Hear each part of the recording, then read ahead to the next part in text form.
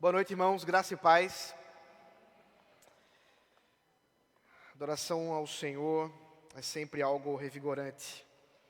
Dá-nos sempre alegria, edificação, porque estamos diante do Deus soberano, do Criador dos céus e da terra, do seu Filho Jesus Cristo, que nos redimiu e foi morto por nós, para a nossa redenção e salvação, e do Santo Espírito que habita em nós e que nos santifica todos os dias. É por eles, por essa trindade maravilhosa que nós estamos aqui. Vamos abrir a palavra do Senhor em Atos, capítulo 27. Como sempre tenho avisado, caso você precise levar seu filho, caso ele esteja um pouco mais agitado e você precise de um local, nós temos aqui um salão onde está sendo transmitido esse culto e que você pode ficar com ele ali caso seja necessário, mas nosso desejo é que toda a família esteja aqui presente nesse tempo.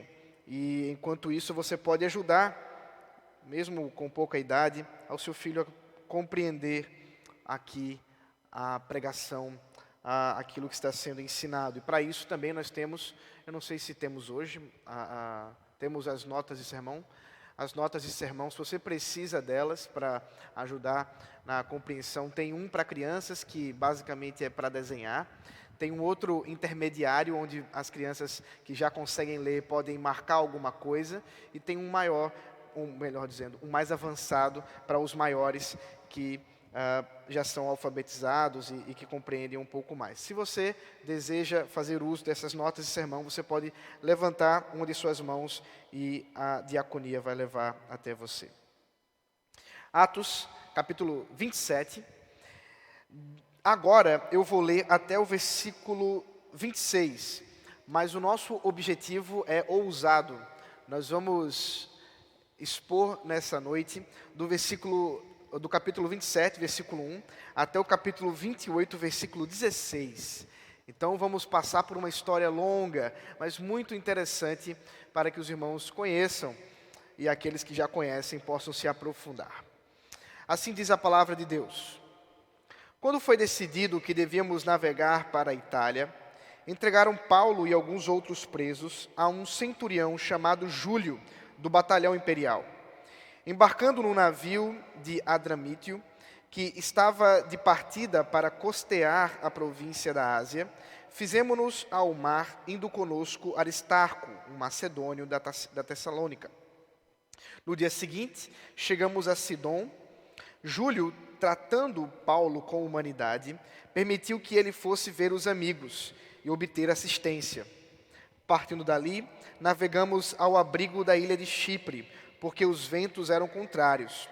E tendo atravessado o mar, ao longo da Sicília e Panfilha, chegamos a Mira, na Lícia.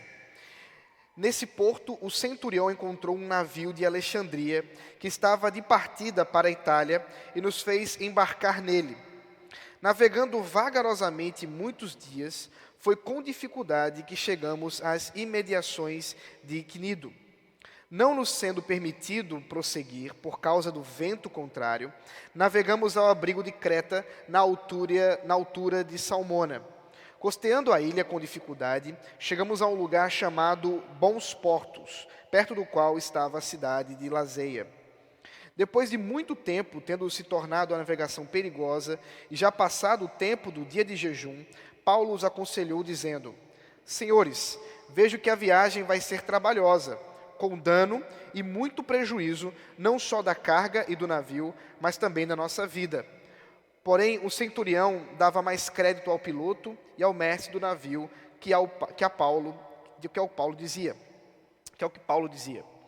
Não sendo o porto próprio para invernar, a maioria deles era da opinião que deviam partir dali para ver se podiam chegar a Fenície e aí passar o inverno, visto ser o porto de Creta que olha para o noroeste e para o sudoeste.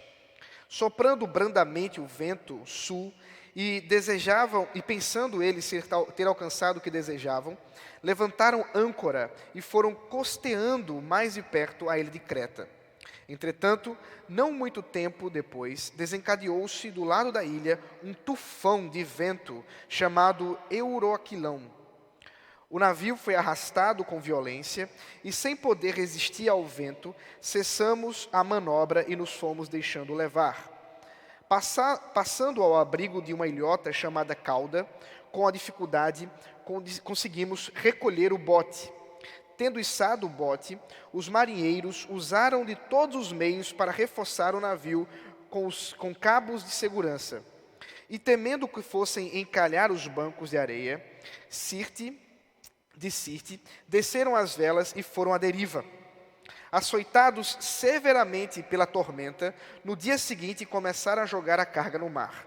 E no terceiro dia, nós mesmos, com as próprias mãos, lançamos ao mar a armação do navio.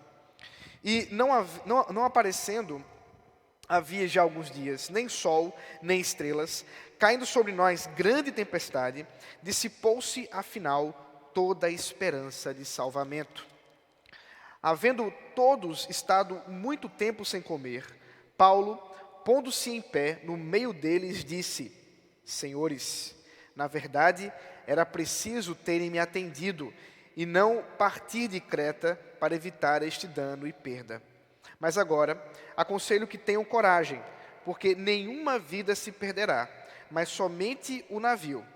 Porque esta mesma noite, um anjo do Deus, a quem eu pertenço e a quem sirvo, esteve comigo, dizendo: Paulo, não tenha medo. É preciso que você compareça diante de César.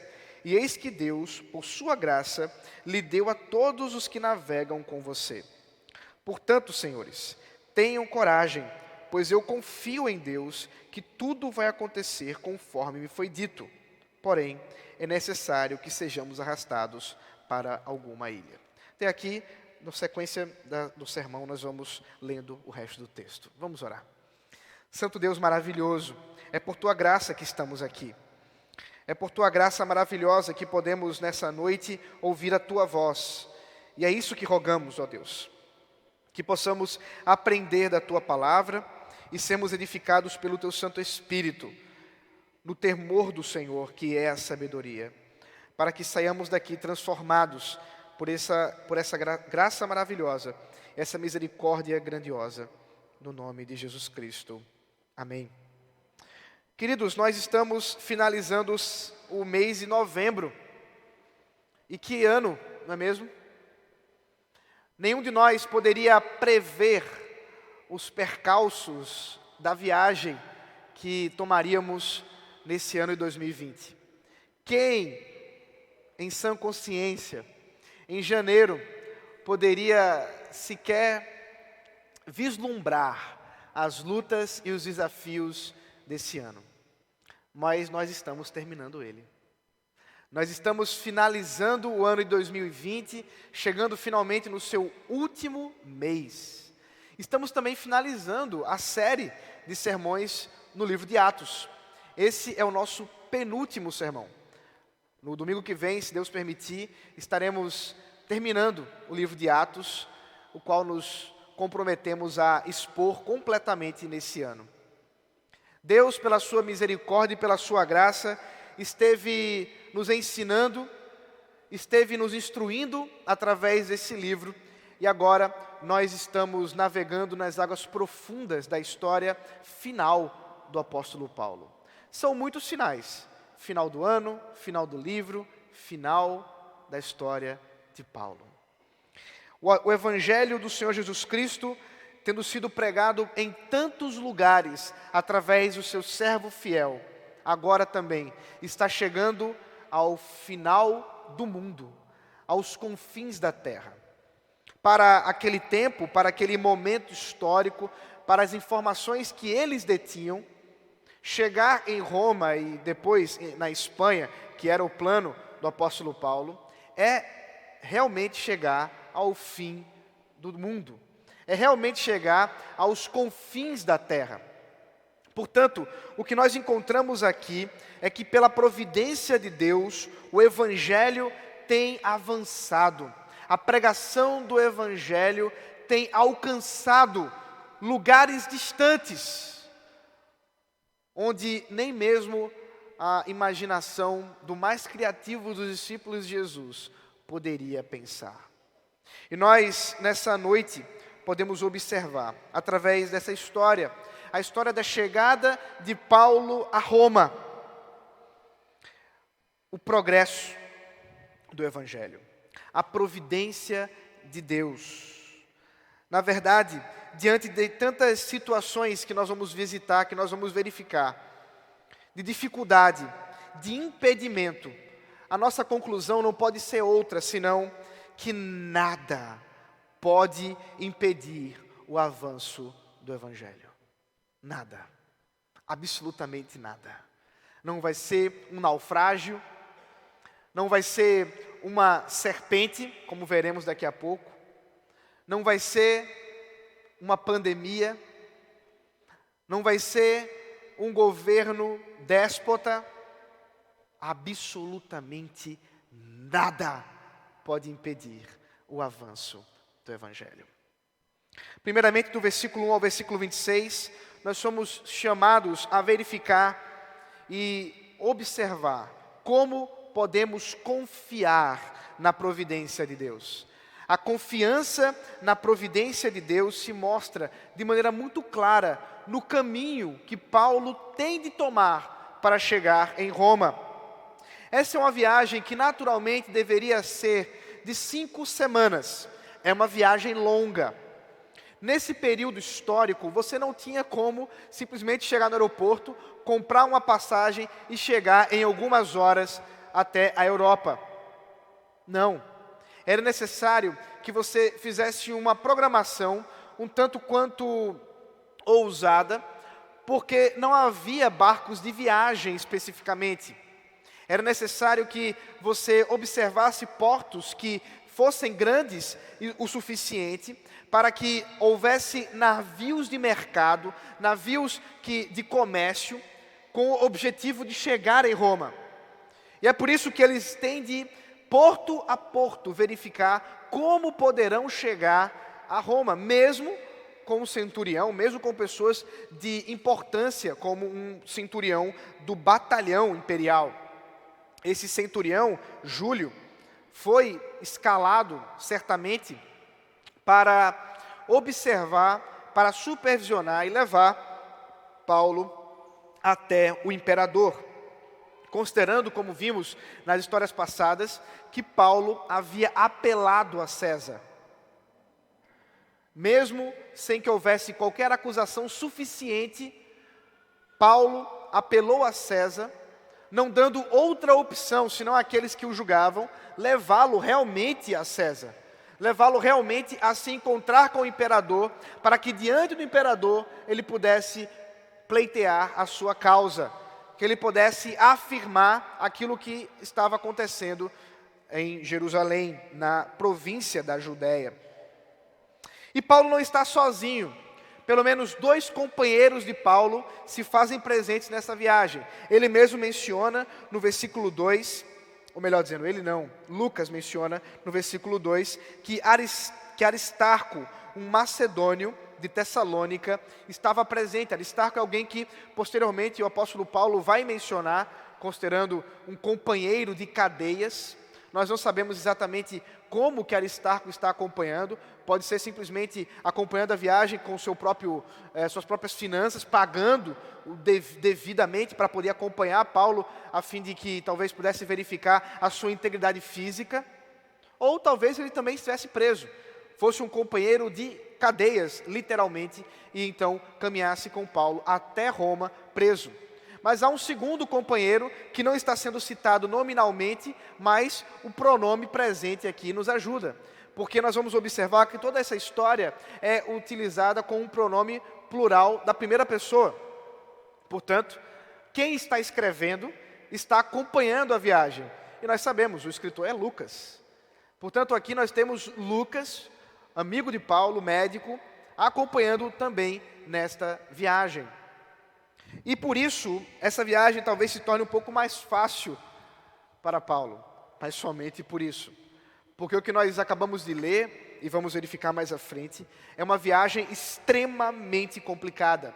dificuldades com os ventos, os barcos que eles tomaram não eram suficientemente resistentes para o clima que tentaram alcançar, que tentaram enfrentar durante a viagem. E como nós observamos aqui em toda essa história, eles realmente estavam à deriva a ponto de sua vida, da vida de cada um deles, estar realmente ameaçada.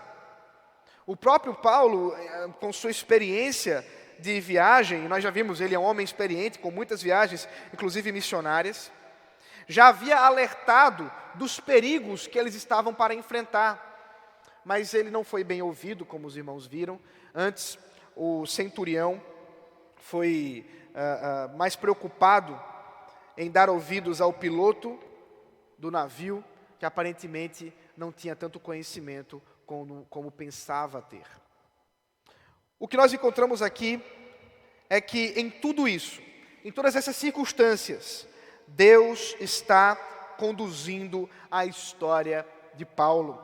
Deus está conduzindo o seu caminho. Isso vai ficar muito claro no final aqui dessa primeira porção, quando no versículo 21, Paulo mesmo diz que teve uma visão, que o anjo do Senhor lhe apareceu, quando possivelmente o próprio Senhor Jesus, alguns comentaristas acreditam que a expressão anjo do Senhor que Paulo utiliza aqui é uma referência direta a Jesus Cristo, considerando que se ele falasse simplesmente que está vendo Jesus, isso não faria sentido algum para os que estavam ouvindo, para os pagãos. E é por isso que ele fala apenas que um anjo do Senhor, um mensageiro da parte de Deus, estava alertando para que, apesar das ameaças, apesar dos perigos, o navio se perderia, mas a vida de nenhum deles se perderia. E ele diz: eu confio nesse Senhor, e eu confio nesse Deus. Amados, como eu disse, nós estamos em um ano difícil.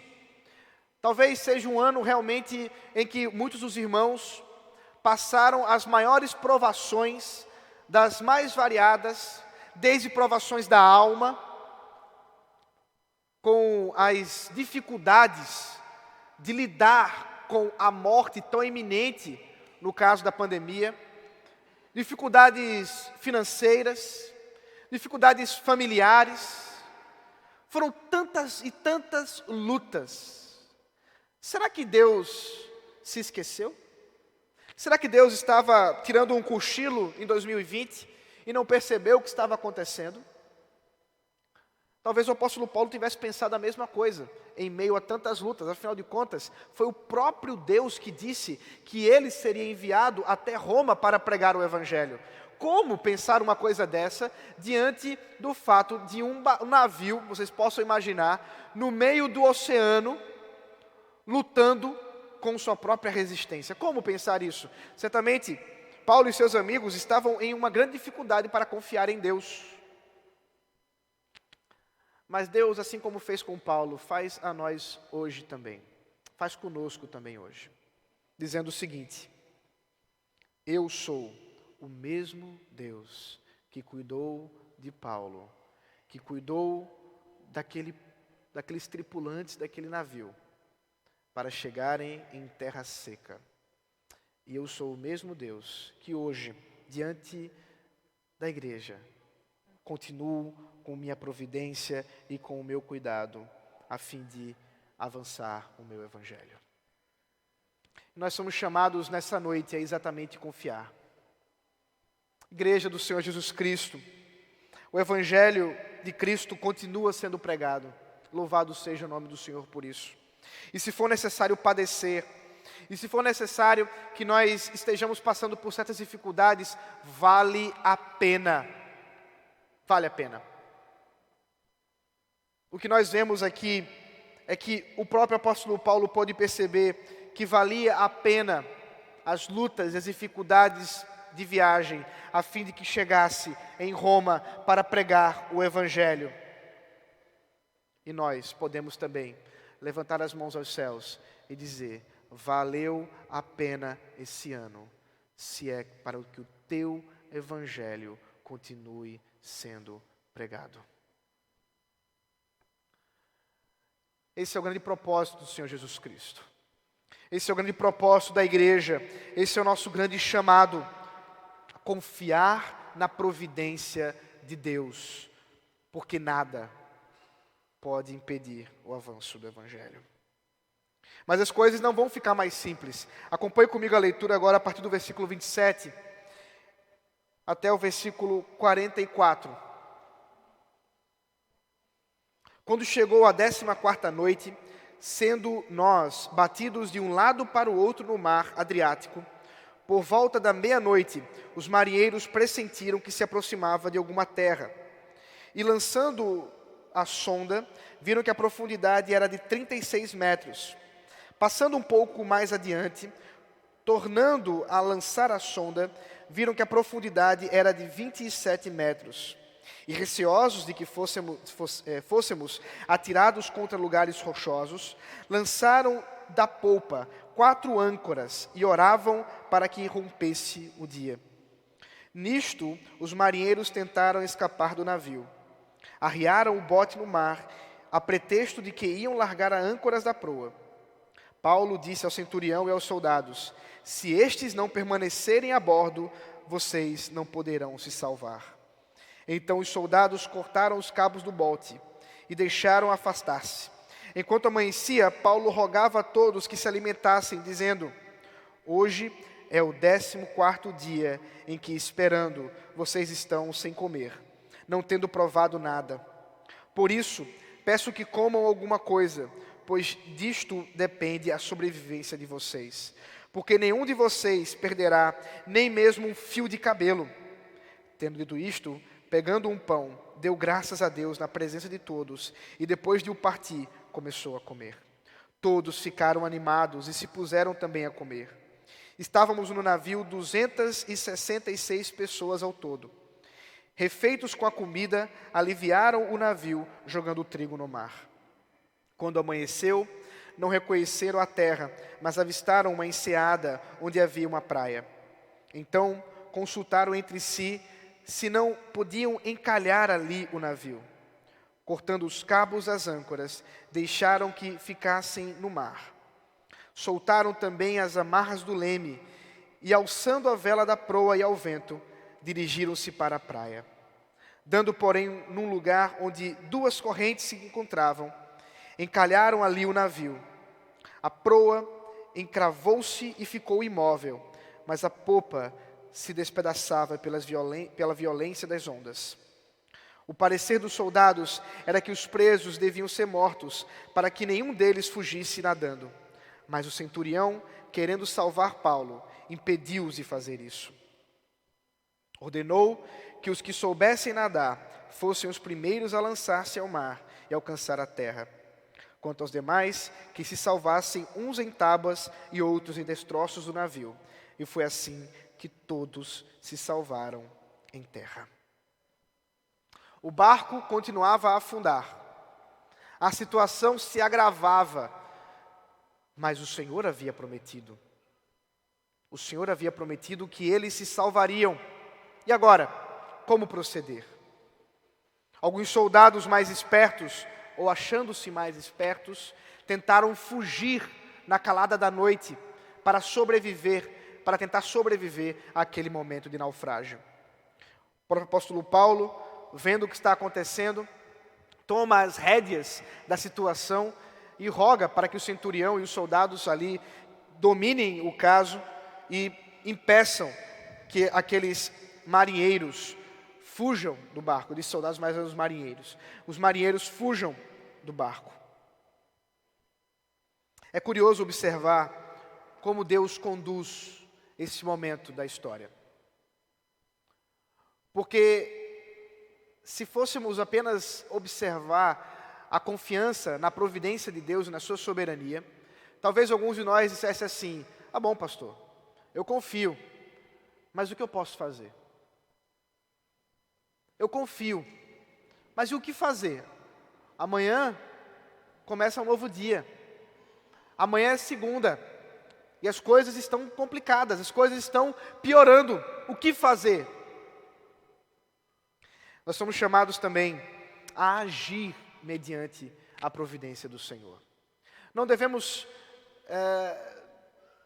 ter a imagem errada da providência e da soberania de Deus. Isso é alguma coisa que geralmente alguém que está conhecendo um pouco mais da doutrina da soberania do Senhor tem dificuldade, porque quando nós aprendemos que Deus é soberano e que a sua providência diz respeito a todas as coisas do universo, a cada átomo, a cada molécula, muitos dizem, ok, então se Ele é soberano, não há nada para fazer, deixa Ele fazer tudo então.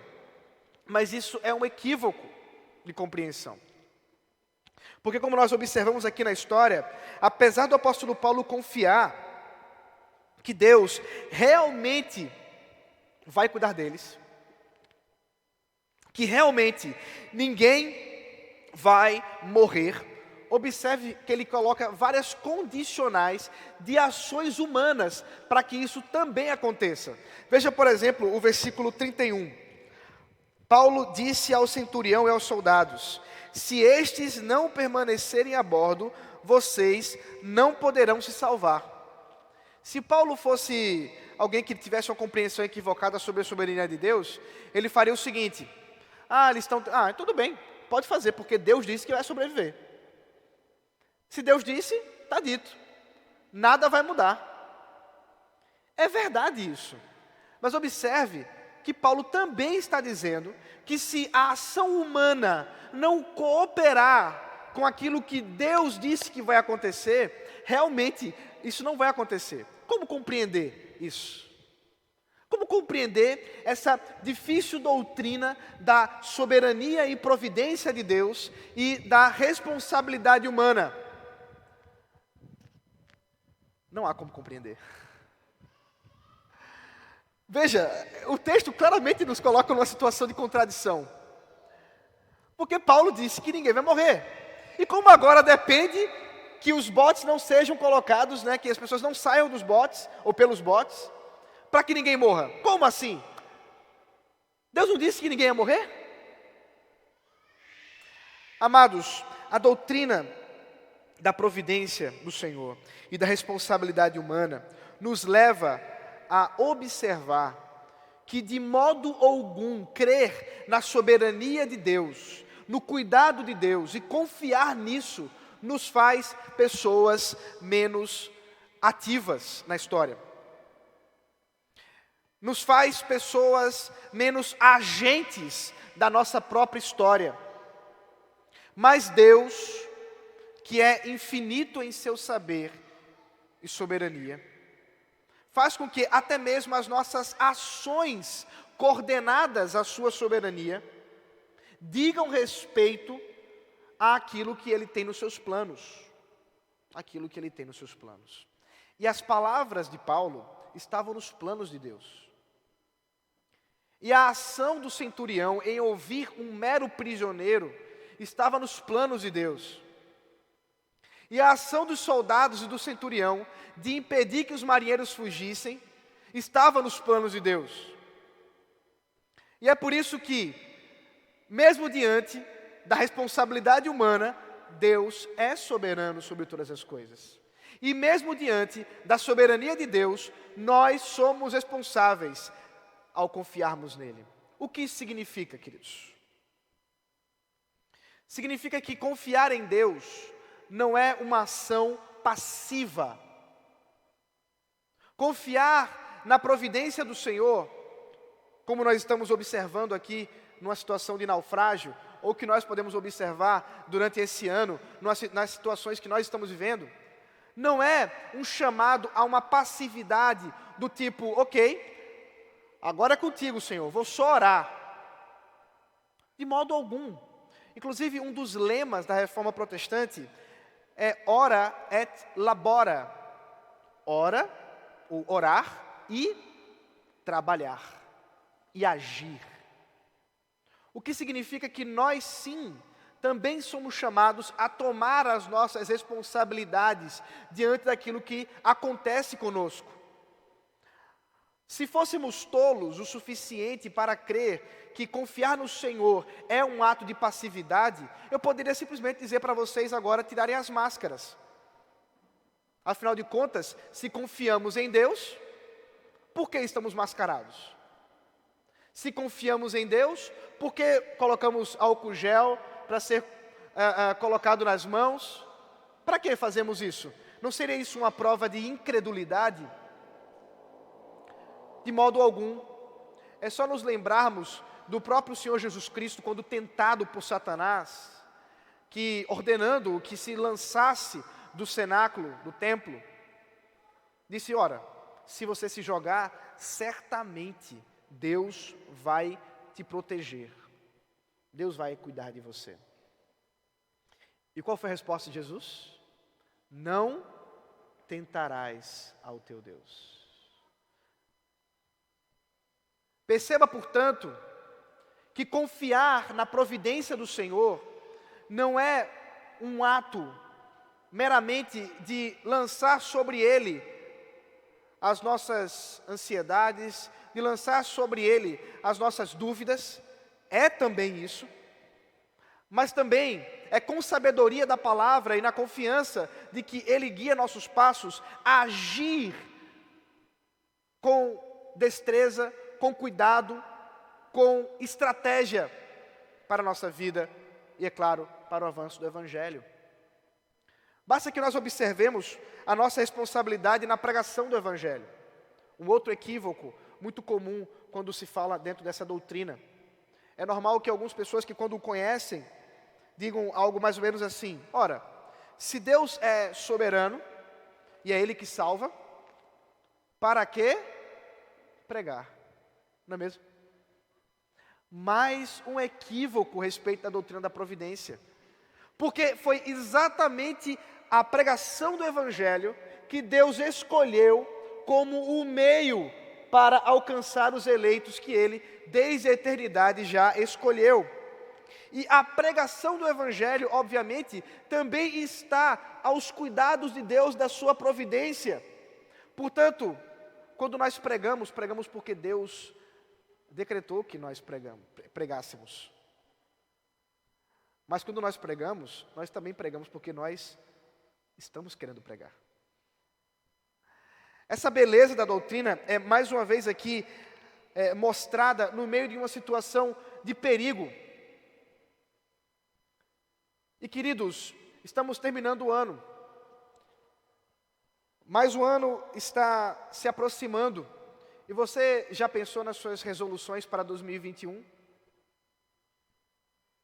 Você já pensou em quais ações estratégicas para a glória de Deus você tem pensado e estrategicamente colocado no seu coração para servir ao Senhor no ano que vem? Você já pensou, por exemplo, quais ministérios aqui de nossa igreja você vai servir? Você já pensou, por exemplo, quais os aprimoramentos para o seu trabalho?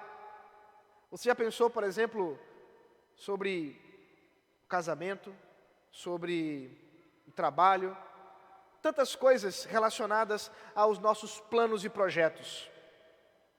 E talvez você pense assim: pastor, pensei não, porque do jeito que foi 2020, é melhor nem pensar 2021.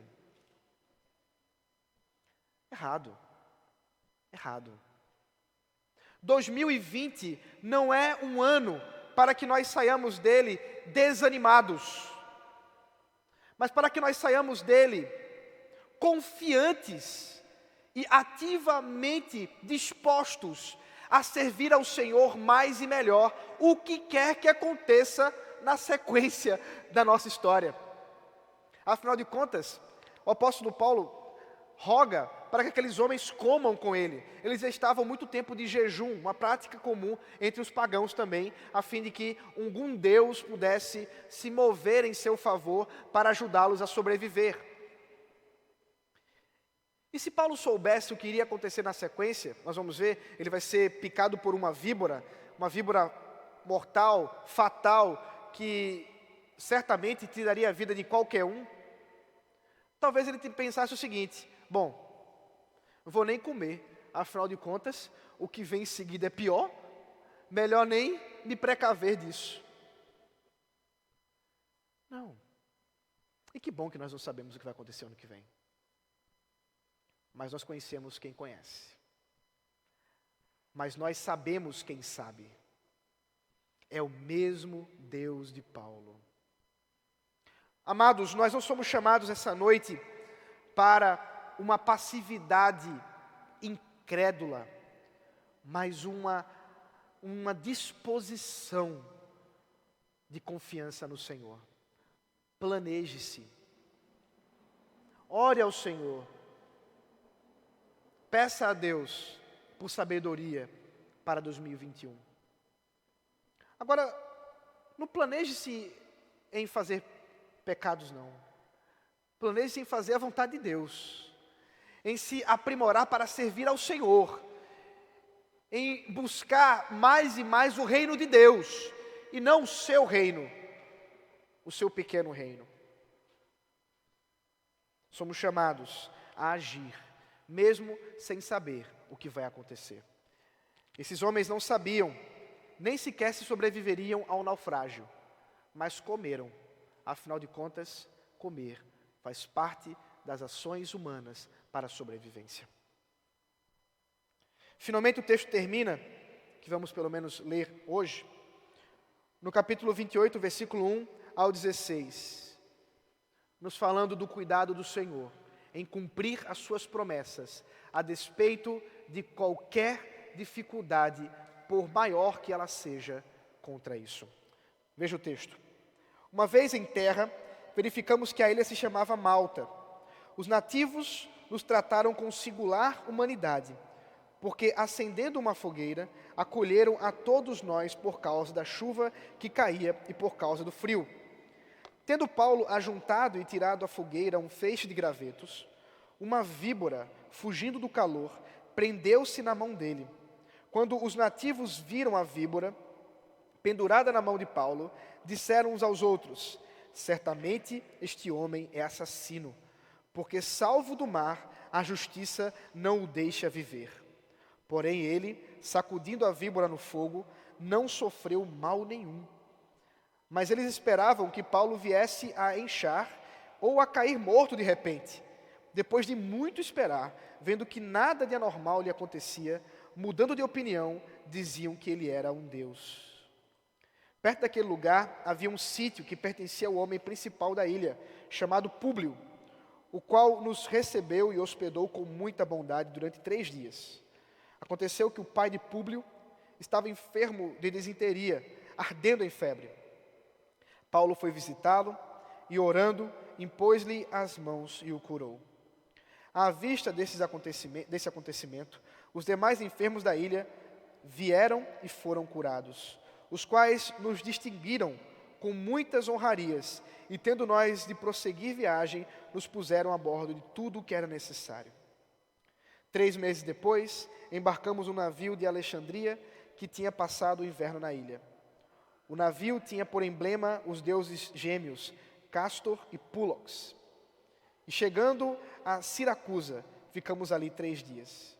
Dali, navegando ao longo da costa, chegamos a Régio. No dia seguinte, começou a soprar o vento do sul, e em 2 dias chegamos a Puteoli, onde encontramos alguns irmãos que nos pediram que ficássemos com eles 7 dias. E foi assim que nos dirigimos a Roma. Tendo ali os irmãos ouvido as notícias nossas, vieram ao nosso encontro até a praça de Ápio e as 3 vendas. Ao vê-los, Paulo deu graças a Deus e sentiu-se mais animado. Uma vez em Roma, Paulo recebeu permissão para morar por sua conta, tendo em sua companhia o soldado que o guardava. Que história interessante, irmãos. Que desenrolar curioso, ver que parece que Paulo não tem sossego. Quando finalmente chegaram em terra seca, quando finalmente estavam ali buscando uma fogueira para se aquecer no meio do frio, como se não bastasse tudo o que já havia acontecido, é pandemia, é perda de emprego, é dificuldade no relacionamento. Como se não bastasse tudo isso, ainda foi picado por uma víbora. Até para os pagãos isso era demais. E alguns disseram, certamente esse homem é um pecador miserável que merece morrer. Porque mesmo escapando do naufrágio, ele não tem como escapar do destino, a sina dos deuses, porque agora ele foi picado por uma víbora. Aos olhos humanos, meus irmãos, aos olhos humanos, tudo isso que acontece de tragédia, seja agora essa de Paulo, ou qualquer outra tragédia natural, ou mesmo aquelas que foram de algum modo intervenções humanas, são ações do destino, são ações trágicas, são coisas que correspondem talvez a algum pecado que nós tenhamos feito, que a humanidade tenha feito. E nós temos visto muitos por aí perdidos, muitas pessoas tentando contra suas próprias vidas, muitas pessoas entristecidas, olhando para tudo o que está acontecendo e dizendo, diante de tanta desgraça, certamente, se Deus estiver no céu, Ele não está olhando para nós. Mas a história não termina assim. Paulo não morreu. Nós vemos alguns milagres aqui agora. Como se já não fosse milagre suficiente a sobrevivência ao naufrágio, Paulo sobrevive à picada da víbora. Paulo também vai ser levado a orar pelo pai do governador daquela região, que também será curado, e mais alguns enfermos daquela região, daquela ilha. Os sinais e maravilhas que Deus opera através do apóstolo Paulo, coloca toda a tripulação em uma situação boa, especialmente os 3 amigos, e certamente mais um motivo ou mais uma abertura para a pregação do Evangelho. E ali, mais uma vez, Deus é glorificado, porque nada pode impedir o avanço do Evangelho. Finalmente, eles chegam a Roma e são recebidos pela igreja, que já está ali, aguardando. E Paulo, finalmente, dá graças a Deus e se sente mais animado. Percebem isso? Versículo 15, Paulo deu graças a Deus e se sentiu mais animado. Talvez até agora você estivesse pensando assim, ok, Paulo é Paulo, eu sou eu. Cada um tem seu ritmo. Passa naufrágio, passa fome, picada de víbora, e ele está lá, firme e forte, confiando no Senhor. Eu já teria desistido, pulava até na fogueira se fosse necessário. Mas perceba que Paulo, como qualquer um de nós, também se encontrava desanimado. Também se encontrava numa situação de dúvida diante do que estava acontecendo. E o texto termina nos informando que ao ver a igreja firme, cuidada pelo Senhor, resistindo dentro do olho do furacão do Império Romano, seu coração se alegra e ele se sente animado. Eu acho que é essa mesma alegria que eu sinto todos os domingos, quando olho para a igreja, quando olho para vocês, irmãos queridos, e os vejo adorando ao Senhor, considerando os meses que passamos impedidos de nos reunir, considerando as dificuldades que passamos em adorar a Deus no culto público, quando vejo a igreja aqui reunida, os irmãos adorando ao Senhor, meu coração também se alegra. E eu tenho certeza que vocês também são chamados pelo Senhor a ter os seus corações animados, alegres. Nada pode impedir o avanço do Evangelho. Amados, nenhum plano de Deus pode ser frustrado. Nenhuma promessa de Deus pode deixar de ser cumprida. O Senhor prometeu e o Senhor cumpriu. Paulo chegou em Roma para pregar o Evangelho. O Senhor prometeu e o Senhor cumpriu, e está cumprindo. As portas do inferno não podem prevalecer contra a igreja. Sem dúvida foi um ano difícil. Sem dúvida foi um ano cansativo. Sem dúvida, todos vocês têm motivos para olhar e dizer: não tenho esperança. Mas sintam-se animados nessa noite. Sejam animados por Deus nessa noite, ao confiar nele, porque confiamos no Deus vivo. O nosso Senhor é o Senhor Jesus Cristo, que foi morto, mas ressuscitou, e vivo está, e que nos chama todos os dias para viver a sua glória. E não importa o que vai acontecer amanhã, não importa o que vai acontecer em 2021, 2022, 2023, nós somos chamados hoje a confiar no Senhor, que fez os céus e a terra. Essa confiança, ela não é passiva. Essa confiança é extremamente ativa. A igreja deve se colocar diante do Senhor, com seu coração disposto para servir a esse Deus da promessa, a esse Deus que é sim confiável, porque faz tudo como lhe agrada e nada pode impedir os seus planos. Ao mesmo tempo, nós olhamos para tudo isso e sabemos que pandemia não saiu das mãos de qualquer chinês que tenha sido lá da China, mas saiu das mãos do Senhor. As dificuldades que você enfrentou esse ano não vieram de outro lugar, vieram do Senhor. Porque o apóstolo Paulo, quando viu tudo o que estava acontecendo com ele, pôde olhar, assim como Jó, no capítulo 42 do seu livro, pôde também dizer que tudo, absolutamente tudo que lhe aconteceu, era plano do Senhor, que não pode ser frustrado. E também podemos chegar à mesma conclusão. Antes, eu conhecia de ouvir falar, mas agora meus olhos te veem. 2020 foi um ano para ver com os nossos olhos o Senhor Jesus. E 2021 certamente será uma continuação do nosso chamado para confiar e agir pela providência de Deus. Não desanime. Seja animado pelo Senhor, porque nada pode impedir o avanço do Evangelho. Vamos orar.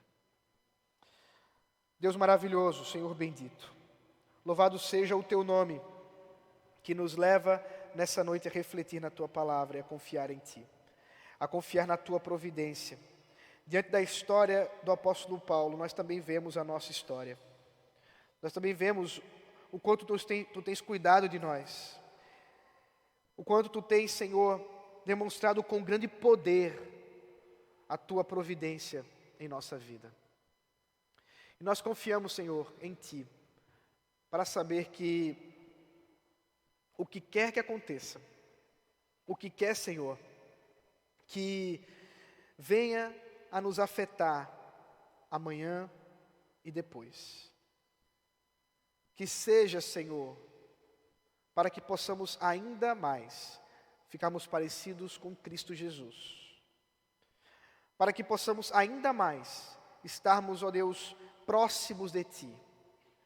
Para que possamos ainda mais servirmos a Ti nesta vida, aguardando a vinda vindoura, quando o Senhor Jesus Cristo vier em glória buscar a sua igreja. Ó Deus, eu rogo que os corações nessa noite sejam animados, sejam, ó Deus, trazidos com alegria diante de Ti, para que possamos, ó Senhor, viver e cultuar com nossa vida para a Tua glória. Assim eu oro, em nome de Jesus. Amém.